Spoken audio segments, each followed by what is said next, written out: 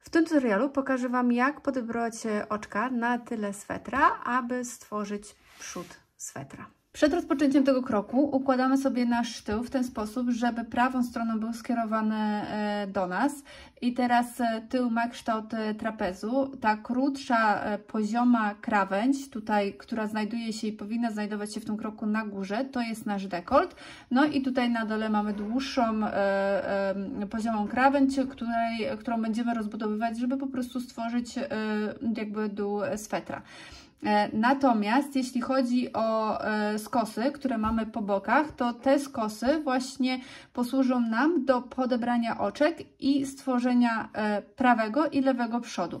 Prawy przód znajduje się oczywiście po prawej stronie, czyli to jest ten tutaj skos po prawej stronie, no i lewy przód znajduje się po lewej stronie tutaj. Podbieranie oczek na prawy przód będziemy rozpoczynać tutaj przy tak na dobrą sprawę części swetra, która będzie stanowiła nasze ramię i będziemy kierować się do góry, do dekoltu. Natomiast oczka na lewy przód będziemy podbierać kierując się tutaj od dekoltu w stronę ramienia. Aby podebrać oczka na przody, będziemy musieli się tutaj na tej krawędzi skośnej wbić w naszą robótkę. I teraz gdzie będziemy się wbijać? Słuchajcie, będziemy się wbijać pomiędzy nasze oczka.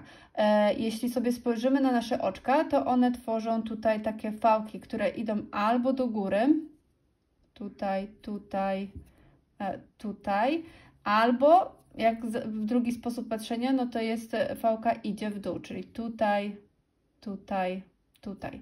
Ta fałka, która idzie nam do góry, czyli jeżeli patrzymy tutaj, to jest nasze oczko.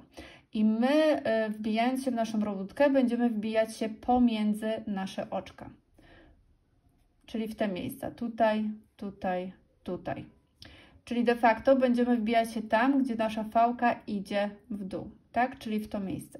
I taką zasadę będziemy stosować przy ściegu pończoszniczym, żeby właśnie uzyskać takie płynne, niewidoczne przejście.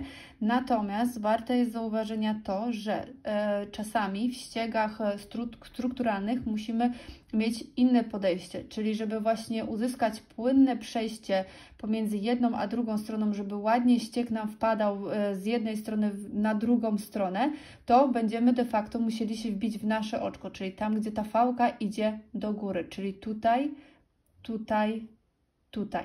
Więc jakby miejsce wbijania będzie troszeczkę zależało od tego, jakim ściegiem przerabiacie. I taka sama zasada dotyczy zarówno prawego przodu, jak i lewego przodu. I teraz pokażę Wam, jak podbieramy oczka. Identyfikuję sobie pierwsze oczko, które należy podebrać, zgodnie z tym, co wskazuje mi wzór. I wbijam się właśnie w to miejsce pomiędzy oczkami drutem. Następnie łapię drutem za nitkę, tak jakbym chciała ją przerobić na prawo, czyli tutaj od góry i przeciągam przez moje oczko. Znowu wbijam się w kolejne miejsce, czyli znowu pomiędzy dwa oczka. Łapię drutem za nitkę, tak jakbym chciała przerobić oczko na prawo i przeciągam. Znowu wbijam się w kolejne miejsce, łapię drutem za nitkę i przeciągam. Wbijam się w kolejne miejsce pomiędzy oczkami, łapię za nitkę i przeciągam. I w ten sposób podbieram tyle oczek, ile wskazuje mi wzór. I tak powinna wyglądać robótka po podebraniu oczek na lewy przód.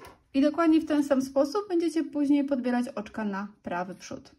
I teraz po przerobieniu kilku rzędów, jak spojrzę na swoją robótkę, to widać, że te kolumny oczek płynnie przechodzą jedna w drugą. Tutaj jest jedno oczko, tu jest drugie oczko, tu jest trzecie oczko.